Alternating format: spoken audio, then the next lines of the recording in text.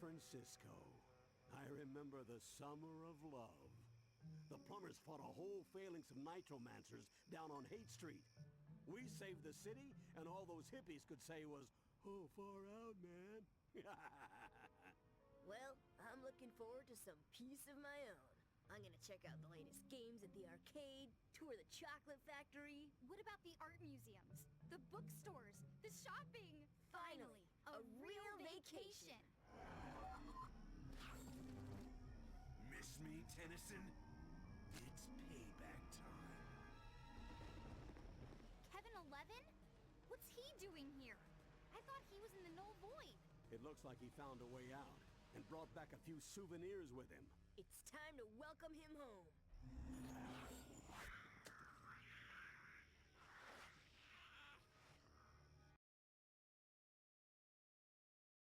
Things were more fun when you were a child and as a teenager, but when you become older, they're not as fun as they used to be.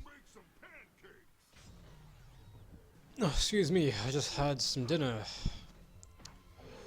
But, yeah, we're back after 2 months. I'm actually feeling a little bit better now that I've ate, and that I had to get the ranty parts out, which are not going to be shown here because, well, I've been going through a lot of introspection thought last year and this year, and I'm trying not to be as negative.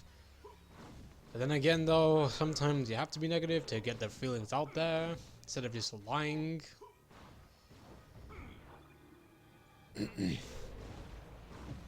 But yeah, I really love this stage. It's one of my favorites. I just love well, for one, I love city levels a lot, and I genuinely love the color palette as well. My headphone just fucking... Never mind.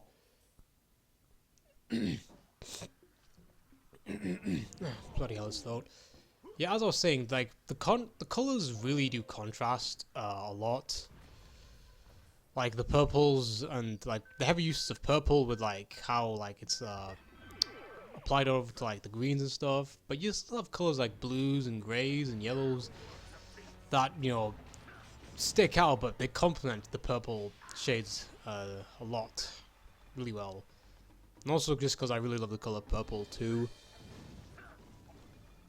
Don't tell me this headset just fucking broke. Hope to God it hasn't.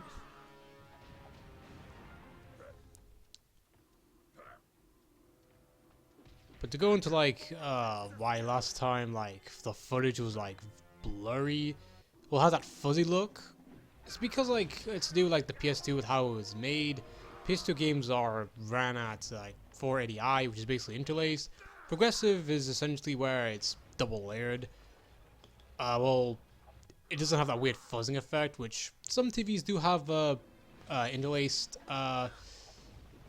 filter to not show the weird lines, that vertical lines that show up, but other times, but for some TVs they don't do that, but some digital TVs do, and because we don't use analog anymore, yeah. There are like upscalers to use and all, and even the cheapest ones are quite pricey, and because well everything is so fucking expensive nowadays, yeah, I can't buy any, so we're just stuck with this. Although it doesn't seem that terrible right now, I think. I don't know.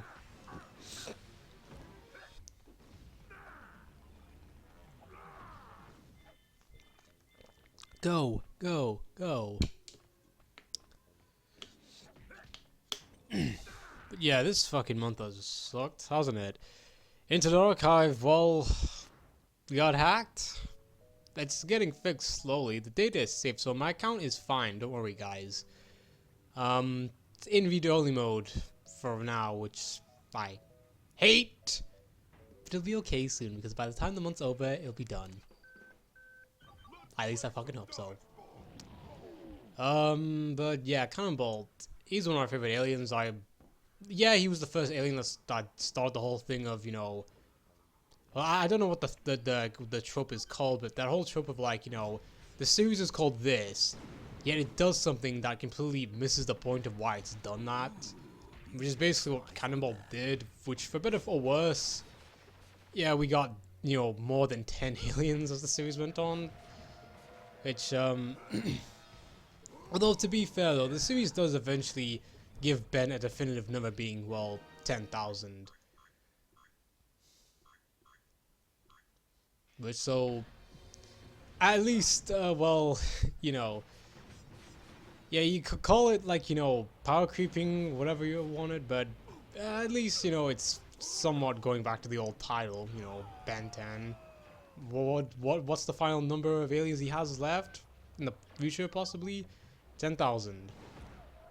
I mean, it's better than 1,000 or, I don't know, like triple XL, whatever, some shit like that.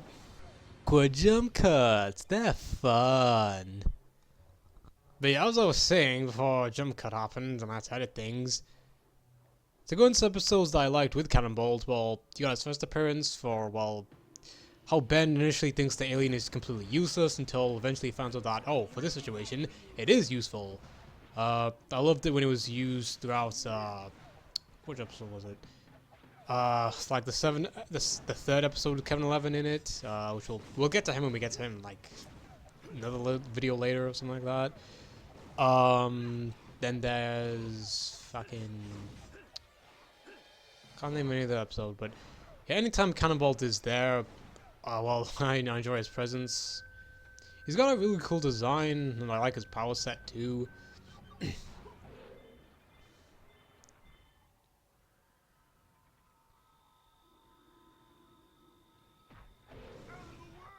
Out of the way!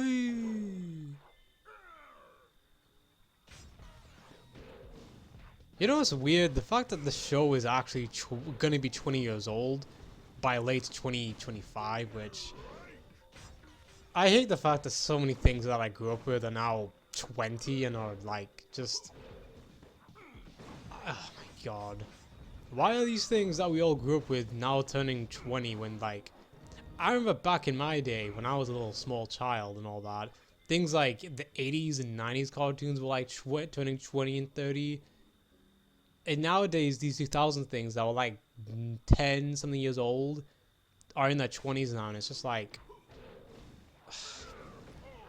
it's even worse now. It's like things from the 2010s becoming 10 years old slowly. We're 7 years already into the new, no, not 7. It's been 7 years since 2017, and yeah, we're nearly there. We're nearly there, aren't we? Bloody hell. It's weird how time flies. Yeah, I want to point out this piece of, like, this puzzle right here. Nothing on the level of, like, Silent Hill and all that, but I do like how it tried to use, like, more than 2 aliens' abilities. Thought that was pretty clever, which I wish the game did more of, because, like, something that Slowly Scully pointed out is how, like, all these IPs and all that, license games and all, specifically to this game, like, the game had, like, a very creative, like, gave the developers a lot of, like, ideas on how, like, come up with creative, like, combat systems and all that. Well, combat styles, I mean. Which, honestly, I kind of miss licensed games a lot, because they get a lot of the developers a lot of creative ideas. The work was already done, you know, halfway through. It just required, you know, competent developers, time and money and stuff like that, just to really make it, you know, good and not bad.